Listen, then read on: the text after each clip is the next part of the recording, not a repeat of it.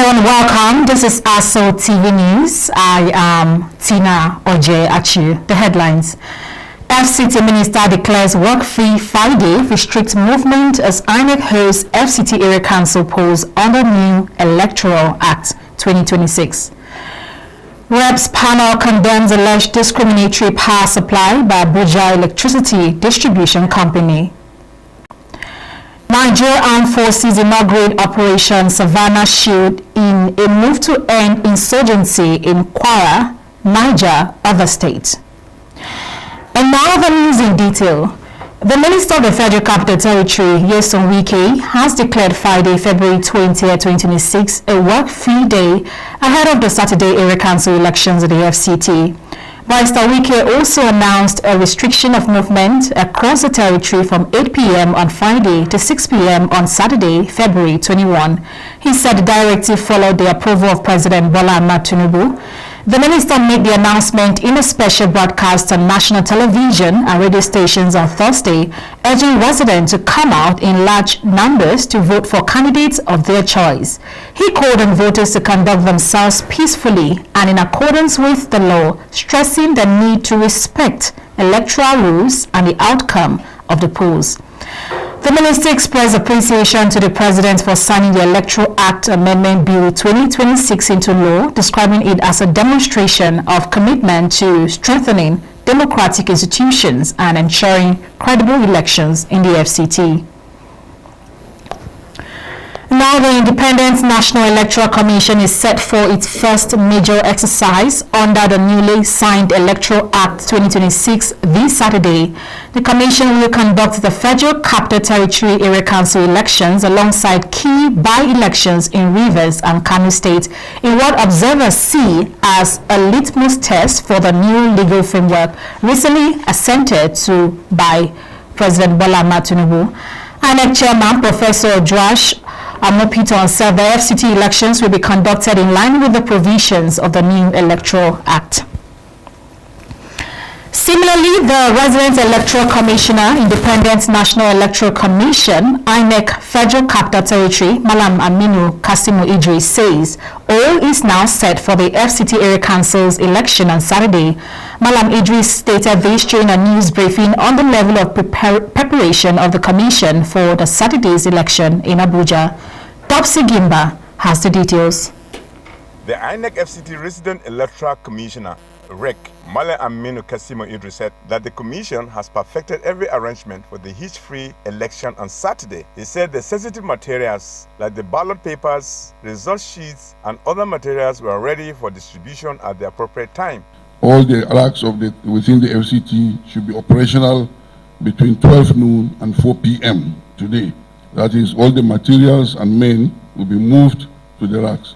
As you recall, yesterday we were at the Central Bank where all the sensitive materials were moved to the respective area council offices.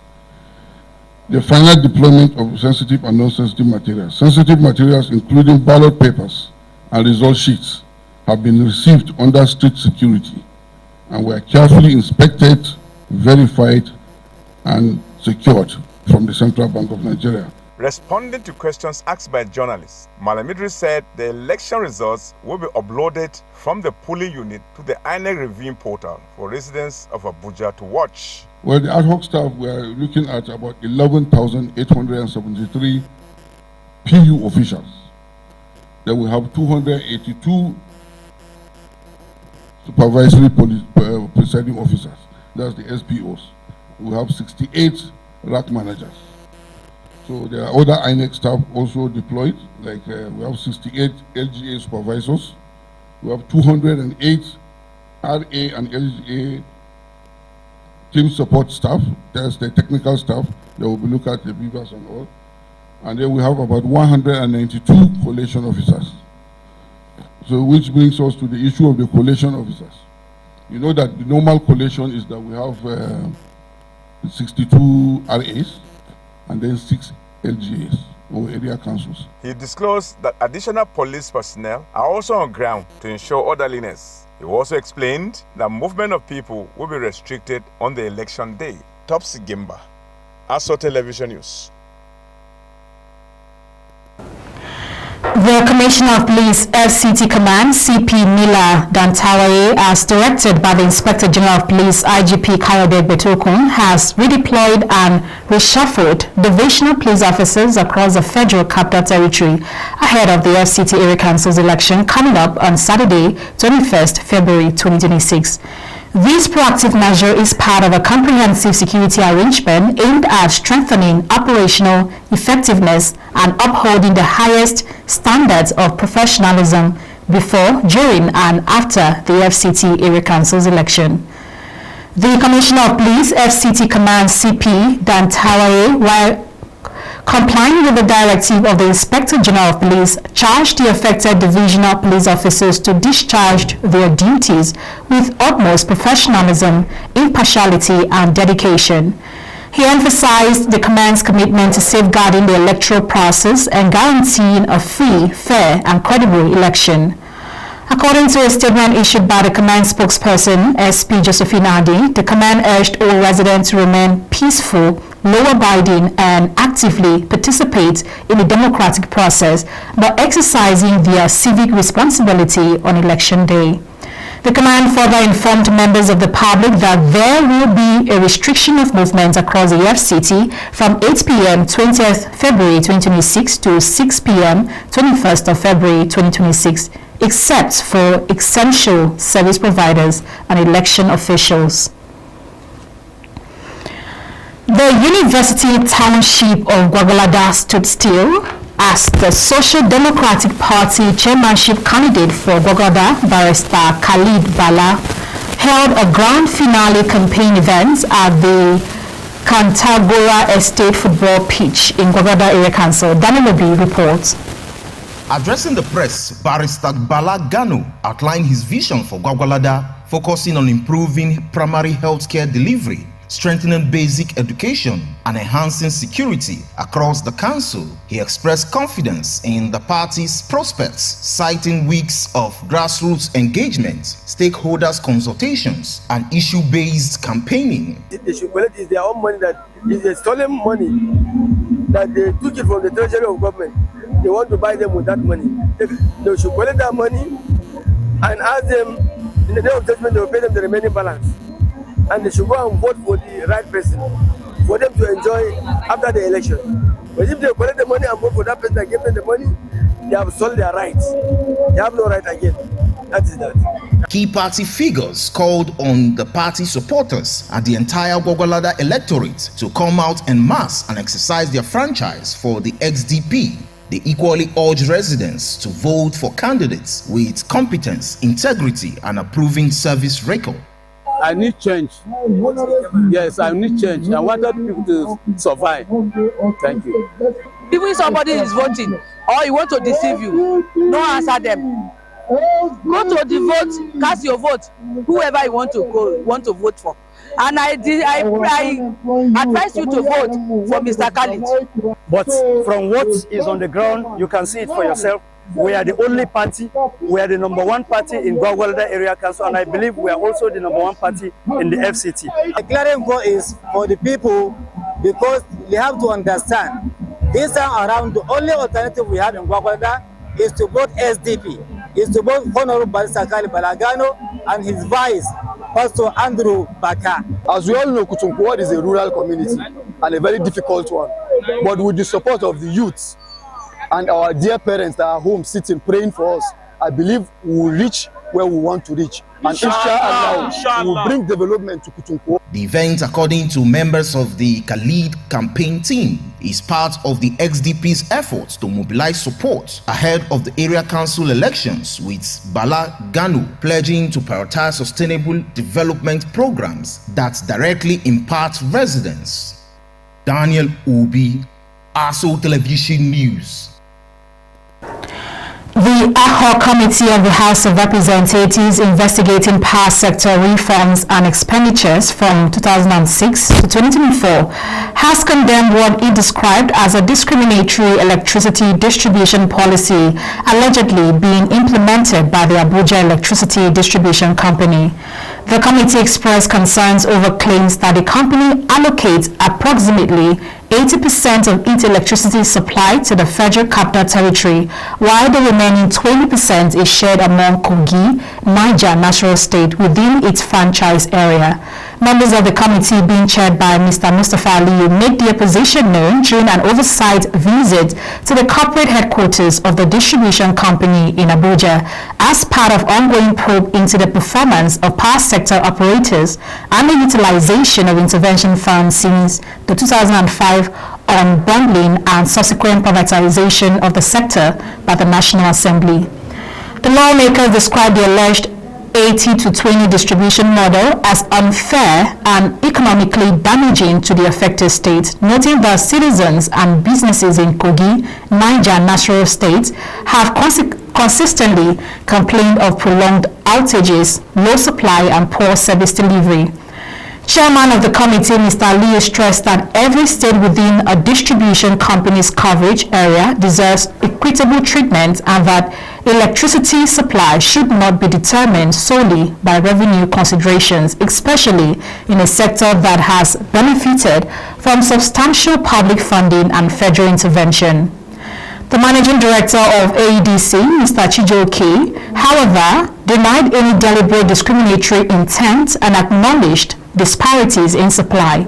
He attributed the distribution pattern to operational and commercial realities, including high levels of energy theft in some states, weak infrastructure and network limitations, low revenue recovery rates, and mounting debt owed by customers.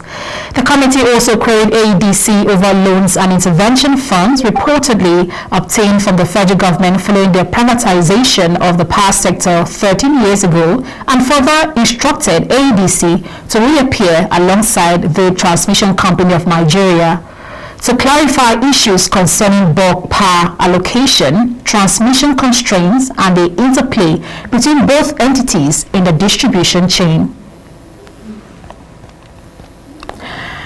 Journalists covering the House of Representatives have been enrolled into the Federal Capital Territory Health Insurance Scheme following the sponsorship of 1 year coverage by the chairman of the House Committee on Media and Public Affairs, Mr. Akin Rotimi. The symbolic presentation of enrollment identity card held on Thursday at the National Assembly complex with stakeholders describing the intervention as a milestone in strengthening journalist welfare and supporting Nigeria's drive towards universal health coverage. Sponsor of the program, Mr. Rotimi said the initiative was anchored on the commitment of the 10th Assembly to strengthen engagement with the media and support the well-being of journalists covering legislative activities. He said the intervention recognized the demanding nature of journalism, particularly for reporters who work long hours covering parliamentary activities. Spokesman of the House acknowledged the support of the Speaker, Dr. Abbas Tajuddin, noting that the press corps plays a critical role in the country's legislative process. In her remarks, the Monday Secretary of the FCT Health Services and Environment Secretariat, Dr. Dolapo Fasawi, represented by the Permanent Secretary, Dr. Baba Gaba Adams, described the sponsorship as a significant distribution to expanding healthcare access. In a goodwill message, chairperson of the FCT Council of the Nigerian Union of Journalists, Comrade Grace Ike, said the initiative underscored the importance of journalists in democratic governance. Chairman of the House of Representatives Press Corps, Mr. Boyega Onadiron, described the program as a practical step towards universal health coverage in Nigeria. He expressed appreciation to the 10th House spokesman, Mr. Rotimi, and the FCT Health Services Secretariat for the collaboration that made the initiative possible. The President's Rotary International, Francesco Arezzo, has said that Nigeria's drive to completely eradicate vaccine-derived polio is on course, supported by its unique strategies for tackling the disease as a public health threat. He said although Nigeria was declared polio-free in 2020, strands of the vaccine-derived virus have persisted in recent years, and while cases had been declining. 2 new instances were recently reported in Kogi State. Let's join Topsy Gimba for the details. Speaking at a press briefing in Abuja during his 7-day visit to Nigeria, Arezo said his optimism stems from the steady decline in vaccine-derived poliovirus cases, which he attributed to the introduction of a more stable oral polio vaccine and improved immunization coverage. The vaccine-derived cases is that the virus goes in the environment and has a lot of variations. And very often this variation can give a polio case, especially in that countries where the average of vaccination is not so high. He urged the government, stakeholders, and citizens to view polio eradication as a collective public health responsibility, calling on the Nigerian government and partners to maintain cooperation and ensure every child is immunized, warning that failure to complete the campaign could put future generations at risk of renewed outbreaks. He assured that Rotary will continue supporting Nigeria's polio eradication efforts, describing the campaign as a global responsibility rather than the undertaking of a single organization. Nigeria, they have been a tremendous job. It was not easy. It's a difficult country, and all the country where there are problems of terrorism, problems of fighting inside fight. But they did a wonderful job. So we are in a very good position in Nigeria, and I am so glad and so happy to meet these people that did so a tremendous job. Earlier, the chairman of the Nigerian National Polio Plus Committee, NNPPC, Joshua Hassan, expressed concern over the emergence of 2 vaccine-derived polio cases in Kebbi State, as well as the death of 2 volunteers linked to security challenges, which he said remain a major concern. He stressed that ending polio remains Rotary International's top priority. Also speaking, the District Governor 9127, Princess Joy Okoro, said the visit was to assess Nigeria's use of global grants and reaffirm Rotary's commitment to eradication. It's a state that we have no Rotary Club, and we are fighting strongly to have Rotary Clubs so we can have Rotarians that will get across to the people and let them know that it is the best thing to have these children immunized from age 0 to 5. So when that is done, you can see the 2 drops that is being dropped is the biggest thing you can give to any child. Like my president has said, the fight is for every one of us, not just Rotarians. All Nigerians should be involved. The press, please, we need your assistance, we need your presence at all times. She acknowledged that the country is still fighting polio to make sure that the polio virus is totally eradicated in Nigeria, insisting that the advocacy will be strengthened in states emerging vaccine-derived cases. Topsy Gimba, reporting for ASO Television News. You are watching ASO Television News. You can watch us live on DSTV channel 392, also on StarTimes TV channel 127, and Free TV channel 507. We are also on the UHF band on channel 38. Still to come, Armed Forces inaugurate Operation Savannah Shield in a move to end insurgency in Kwara, Niger, and other states. Stay with us for details of these and more stories. Inameka isombrembre ukunizo ikpaiso mbokpa uton komien Edidio Odofia, I bless you today as a family native daughter of water. The heck are you doing here? I'm covering the Uyere festival. You've got to be kidding me. You will be a great king, the youngest king to be selected by this village. This is my place, and I can mess with you in ways you cannot imagine.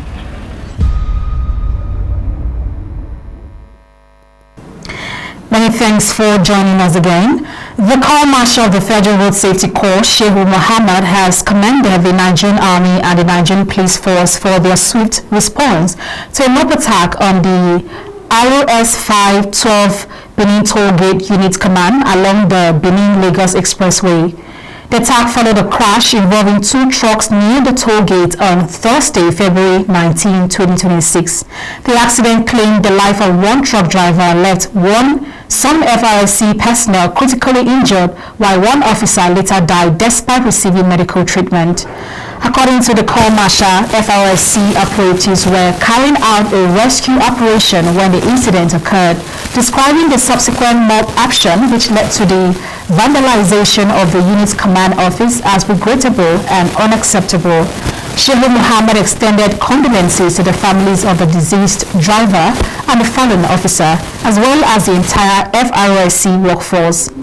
He has ordered an immediate and comprehensive investigation into the crash and the circumstances surrounding the attack, assuring that anyone found culpable will face the full words of the law. The Corps reaffirmed its commitment to ensuring road safety nationwide and urged members of the public to remain calm and law-abiding. The Chief of Defense Staff, General Olufemi Oluyede, formally launched the Joint Task Force North Central Operation Savannah Shield at 22 Brigade Sobi Military Cantonment in Ilorin, Kwara State. In a statement by Major General Sumaila Uba, Director of Defense Information, the CDS said the intelligence-driven operation is mandated to dismantle terrorist networks, kidnapping syndicates and other criminal groups operating in Kwara State and parts of Niger State. He stressed that the operation is a deliberate and coordinated offensive aimed at denying criminals freedom of action and consolidating existing security gains. General Oluyede affirmed that the armed forces of Nigeria are prepared to dominate the operational environment, secure critical agricultural areas, and protect lives and property. He warned that forest hideouts and ungoverned places will no longer serve as safe havens as troops will carry out sustained clearance and stabilization missions. He also highlighted strengthened interagency collaboration and urged traditional rulers, youth leaders, and community members to provide timely intelligence. Kwara State Governor Abdurrahman Abdulrazak described the deployment as timely and strategic, citing rising attacks in Kwara North and border communities with Niger State. He thanked Bola Ahmed Tinubu for the swift intervention and expressed confidence that the operation would restore peace and boost socio-economic recovery. Now, the Nigerian Institute of Public Relations has been named the winner of the Global Public Relations Association of the Year at the World Public Relations and Communication Awards 2025, organized by the Global Alliance for Public Relations and Communication Management. The announcement was made in Lisbon, Portugal on Thursday following a highly competitive process that attracted 89 entries from 19 countries across the world.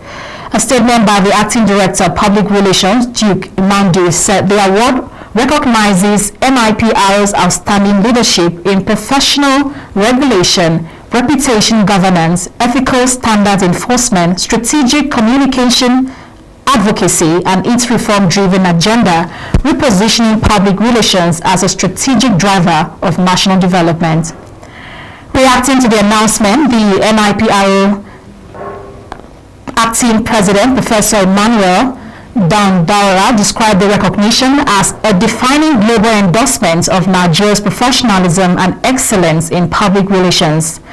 Professor Dandara extolled the NIPRO President, Dr. Ike Nyeliaku, for what he described as purposeful and visionary leadership that has repositioned the Institute for greater national relevance and stronger international visibility.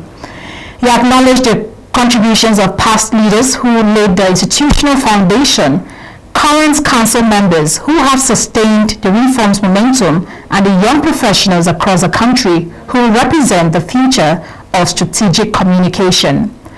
The Global Alliance Awards celebrate excellence in public relations and communication worldwide, recognizing innovation, impact, ethics, and professional advancements across industries and regions.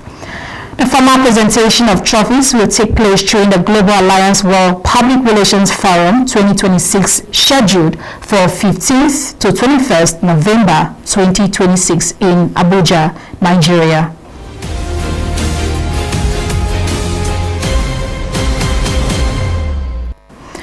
Minister of Tourism, Culture and Creative Economy, Hannatu Musa, has expressed more commitment to transforming culture into tangible asset towards national growth and development. The minister in Abuja during a book launch on culture and tourism acknowledged that turning culture into tangible assets makes the country grow, while commending the author of the book, Mr. Gershon Obolija, for comprehensive ideas capable of translating culture and tourism to wealth. Correspondent Ile Meje has details. Minister of Culture, Tourism and Creative Economy Hannatu Musa Musawa, while launching the book on culture and tourism authored by Mr. Gershon Obolija in Abuja, says, turning culture into tangible assets is a wise decision to boosting national growth and development. This book is almost like a template for what should be put in place, right? It's about the experience that you have. That's a great thing about tourism, because you go to a place, you experience the people, you understand the people. So it helps us reshape our narrative of who we are as a people. And then it helps us to tell people, educate them on who we are. And I think this book is a fantastic template for that. You know, what Mike saw, A Journey Through Africa, is something that we can really leverage on to see how we can build the resource for tourism in Nigeria. Earlier, the author of the book, Mr. Obolija, emphasized the essence of the book to impacting knowledge in the hearts of people, while noting that tourism is part of education. The reason why I wrote this book is for education, because tourism is education.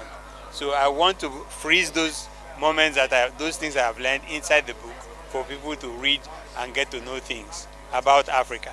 There is nothing I have gone to see outside that we don't have here or we cannot develop to meet that standard. What needs to be done is for the government to see that this is a gold mine, an untapped gold mine, and let us not wait until we can't do it. Let us start now. Also speaking, business coach Mr. Prince Victor Dixon acknowledged the need to take responsibility for better knowledge. There is a need to redefine who we are. Speaking in an interview with newsmen at the sideline of the event, he urged for better living standard. We have a number of infrastructure projects. What we are doing, we've inculcated culture, creativity with tourism. So everything we do in terms of tourism is really based on, for example, our festivals, right? Our different activities throughout the year. So this is what we want to bring people into Nigeria for tourism. So the infrastructure we're working on, we've done policy that is going to support the industry, the tourism industry, the cultural and the creative industry. We have several natural resorts, you know, in this country. There are places like Yankari Game Reserve, like Okumu Game Reserve, like Gumti Game Reserve. These places are available for us to turn to money. So I think that this country can do more. There is a lot to see in this country, not just we going outside to see them. Ile Emeje, ASO Television News.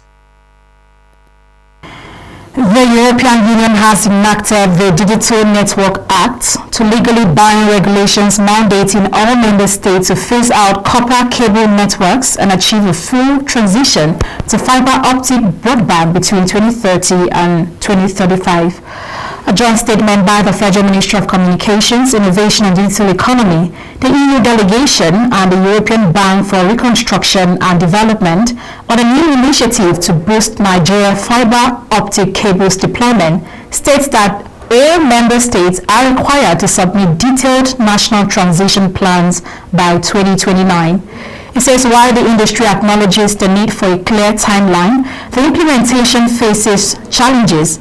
Supporters such as Germany's VATM and ANGA associations argue that a decade-long window provides necessary planning certainty and emphasize the need for fair migration and cost-sharing mechanisms. The joint statement officially signed the accompanying policy statement reinforcing the bloc's commitment to this digital infrastructure overhaul. It affirms that the directive aligns with broader EU strategic goals, including the Digital Decade 2030 policy and the Gigabyte Infrastructure Act, which aims to streamline deployment and foster infrastructure sharing to achieve universal gigabyte connectivity.